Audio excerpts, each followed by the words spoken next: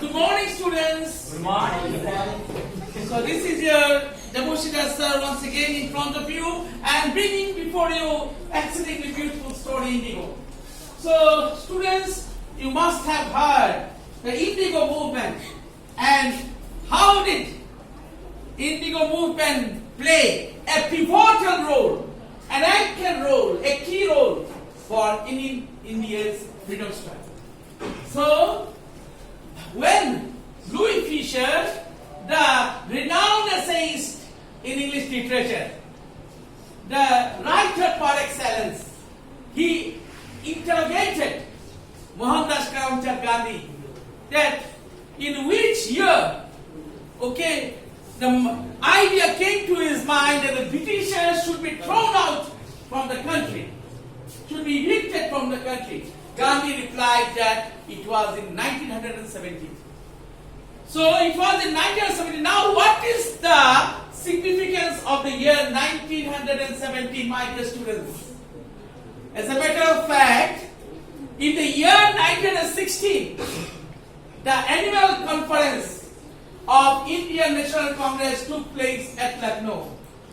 In that conference, 2,301 representatives of the Congress party and many visitors paid their august visit in the conference, in the convocation.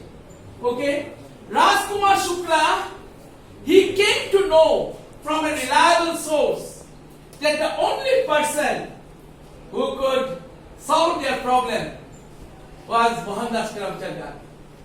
So he switched over to Lucknow to convince Gandhi to go to his place, Champaran district. Gandhi was extremely busy. It was next to impossible for Gandhi to accompany Rajkumar Shukla and to provide him any time. Rajkumar Shukla, he was a sanguine. He had never failing attitude and he would not lose his heart so easily. So he followed Gandhi wherever he went. Gandhi went to Ahmedabad, Rajkumar Shukla went to Ahmedabad, Gandhi went to Kanpur, Rajkumar Shukla went to Kanpur. Wherever Gandhi went, Rajkumar Shukla followed him just like a shadow. Gandhi was highly impressed by the tenacity, firm determination, by the courage, by the never failing attitude, by the thinking mind of Rajkumar Shukla. He was flabbergasted, he was bewitched, he was spellbound. And that's why he agreed to go to Champaran at last. He told Rajkumar Shukla that after a few months later, on a particular day, he would go to Calcutta to attend one meeting. When the meeting will finish, then Rajkumar Shukla could escort him to Patna, to Champaran. Gandhi, he gave him one word. Rajkumar Shukla, I told you, he possessed never failing attitude, indomitable courage, invincible courage. So he went to Calcutta on the appointed day and time, on that particular day in which Gandhi told him to go. He was waiting under a tree. He was waiting fervently, very eagerly, anxiously for the arrival of Gandhi. When the meeting ended, when the meeting concluded, winded up, Gandhi came out from the meeting hall. Then Rajkumar Shukla, he reminded Gandhi about his promise. Gandhi, he did justice to his promise. And Rajkumar, he was escorted by Rajkumar Shukla to Howrah station. After going to Howrah station, they boarded a bus. There is a correction, boarded a train bound for Patna. That train was going through Patna. And both of them reached Patna, got down from the train. Gandhi had a keen desire to go to the house of Dr. Rajendra Prasad, the former president of India and the former president of the Indian National Congress. He wanted to have a first-hand knowledge and experience. He wanted to to gather or learn first-hand knowledge and experience from Dr. Rajendra Prasad about the condition of indigo sharecroppers, indigo farmers, indigo peasants. After going there, they were received by one valet, one servant, the servant of Dr. Rajendra Prasad. And Dr. Rajendra Prasad's servant mistook Gandhi to be an untouchable and to belong to low caste. So he was told to sit on the ground. He was not provided any chair. Okay. He did not know. He was ignorant. He was utterly ignorant about the status of Gandhi. He did not know that Gandhi, he played a pivotal role. He was instrumental for undergoing agitation, undergoing movement in South Africa.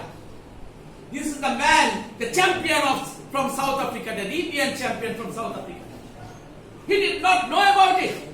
So he told Gandhi to sit on the ground. Gandhi did not hesitate. He took it lightly. He sat on the ground. Gandhi was feeling very thirsty. He wanted to drink water. There was one well. There was one well means kua. There was one well in the vicinity. Gandhi wanted to drink water from the well. The valet, the servant, he refrained Gandhi from touching the well. Why? Because if Gandhi touched the well, then the water would get contaminated. The water would become poisonous, venomous, and nobody would drink that water. Because Gandhi belonged to low caste family. Gandhi was untouchable according to the servant of Dr. Rajendra Prasad. So he was prohibited to touch the well. Gandhi didn't mind. He didn't quench his thirst. He sat there silently. Gandhi wanted to go to Muzaffarpur because there was one person, Professor Kripalani. Professor Kripalani, both Professor Kripalani and Gandhi, they met many years back at Shantiniketan, Rabindranath Thakur's Shantiniketan. The panoramic beauty, which was ubiquitous, omnipresent in the Shantiniketan, they enjoyed. Both Professor Kripalani and Gandhi. So Gandhi wrote one telegram. On that particular day, he would go to Muzaffarpur. Okay? And after going to Muzaffarpur, he would know about the indigo peasants. How they are being ill-treated, they are being maltreated, they are being intimidated, they are being tortured, they are being oppressed and depressed by the British landlords. The British landlords, they imposed many unlawful things against these indigo farmers. Indigo farmers were deprived to exercise their legitimate rights. What happened, my dear students, you see, that most of the arable lands, fertile lands, were owned by the British landlords. And indigo farmers, they were tenants on that land. They were tenants on that land. Okay. Now, they had made one arrangement. They have passed one law that 15% of their land holdings must be cultivated with indigo. And whatever quantity of indigo is produced, the whole quantity of indigo must be surrendered as rent to the British landlord.